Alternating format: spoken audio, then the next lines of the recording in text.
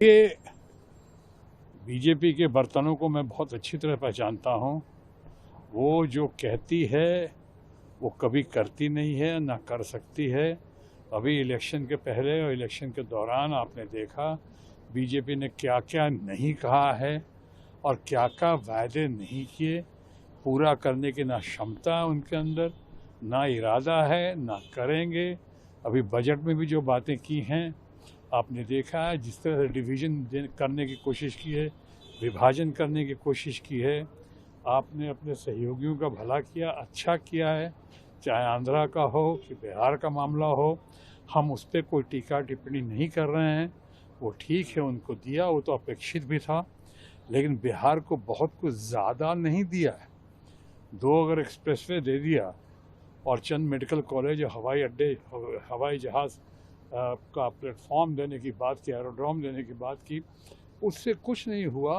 वो कुछ नहीं होगा ज़्यादा, क्योंकि ये मांग बहुत पुरानी थी। ये तो वहाँ की सरकार, जब तेजस्वी यादव भी थे, चाहे नीतीश बाबू भी थे, तब से उनकी ये मांग बराबर चलती आ रही थी। उसी तरह से आज जिस तरह से कल बजट भाषण में यानी रोल मॉडल बनकर जिस तरह से हमारे अपने बंगाल के अभिषेक बैनर्जी सामने आए उभर कर, जिस तरह से अभिषेक बैनर्जी ने अपनी तकरीर रखी, वो रोल मॉडल बनकर मैं समझता हूँ पार्लियामेंट के अंदर वो एक पार्लियामेंट के लिए एक सबक था कि लोगों को सीखना चाहिए। जिस तरह से इनके विभाजन वाली शक्तियों का, चाहे विभाजन की हरकतों का जिस तरह से उन्होंने ब्यौरा दिया है, जिस तरह बताया है, तो इसलिए लगता है अभिषेक बैनर्जी की बातों से भी घबरा कर अब वो लोग तरह तरह की बातें कर रहे हैं कि उसको जोड़ना क्यों भाई, कैसे जोड़ना चाहिए, तो कह रहे हैं तो अलग कर देना चाहिए। वही कहते हैं कि हाँ अलग कर देना चाहिए। ये सब कौन कह रहा है? किसके अंदर शक्ति है, क्षमता है, अकल है, इस तरह की बातें कर रहे हैं। मैं इन बातों पर ज़्यादा रोशनी नहीं डालना चाहता हूँ और ना इन बातों से मैं सहमत हूँ। जनादेश का अपमान कर रहे हैं, ये कह रहे हैं किरण रिजिजू साहब कि विपक्ष जनादेश का अपमान कर रही है। किरण रिजिजू अच्छा आदमी है, लेकिन उनकी मजबूरियाँ हैं। कुछ तो मजबूरियाँ रही होंगी, यूं ही कोई बेवफा नहीं होता। किरण रिजिजू अच्छा आदमी है, लेकिन ये सब कहा जा रहा है उनको सिखाने पे। वो लोग जो ऊपर से कह रहे हैं वो बातें कर रहे हैं, वो उनकी बातों में, या मैं ऐसा कहूँगा कि बीजेपी या ये सरकार जो एनडीए की सरकार है, अब इनकी बातों में कोई दम नहीं है। फ्रस्ट्रेशन है इनके अंदर, डेस्परेशन है, घबराहट है, बौखलाहट है। और जैसा कि कल अभिषेक बैनर्जी ने कहा कि बोरोड टाइम पे चल रही है एनडीए और बोरोड टाइम पे चल रहे हैं हमारे माननीय प्रधानमंत्री। ये बीजेपी के बर्तनों को मैं बहुत अच्छी तरह पहचानता हूँ। वो जो कहती है वो कभी करती नहीं है, ना कर सकती है। अभी इलेक्शन के पहले और इलेक्शन के दौरान आपने देखा बीजेपी ने क्या क्या नहीं कहा है और क्या क्या वायदे नहीं किए। पूरा करने की ना क्षमता उनके अंदर, ना इरादा है, ना करेंगे। अभी बजट में भी जो बातें की हैं आपने देखा है, जिस तरह से डिवीज़न करने की कोशिश की है, विभाजन करने की कोशिश की है। आपने अपने सहयोगियों का भला किया, अच्छा किया है, चाहे आंध्रा का हो कि बिहार का मामला हो। हम उस पर कोई टीका टिप्पणी नहीं कर रहे हैं। वो ठीक है, उनको दिया, वो तो अपेक्षित भी था, लेकिन बिहार को बहुत कुछ ज़्यादा नहीं दिया है।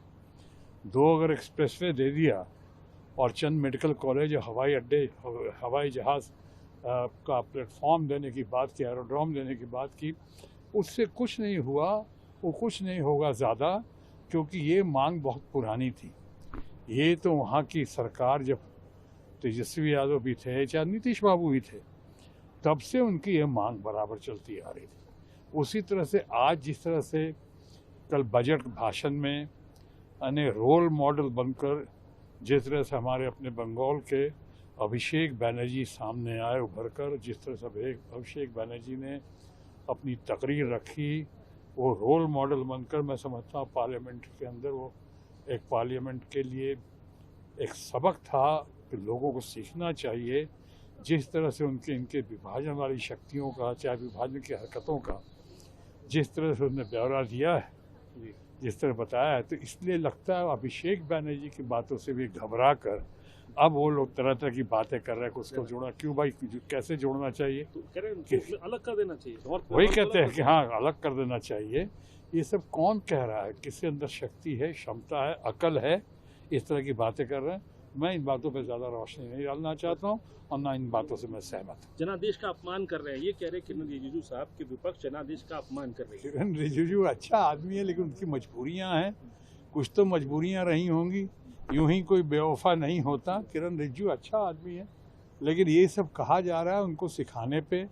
वो लोग जो ऊपर से कह रहे हैं वो बातें कर रहे हैं। वो उनकी बातों में, या मैं ऐसा कहूँगा कि बीजेपी या ये सरकार जो एनडीए की सरकार है, अब इनकी बातों में कोई दम नहीं है। फ्रस्ट्रेशन है इनके अंदर, डेस्परेशन है, घबराहट है, बौखलाहट है।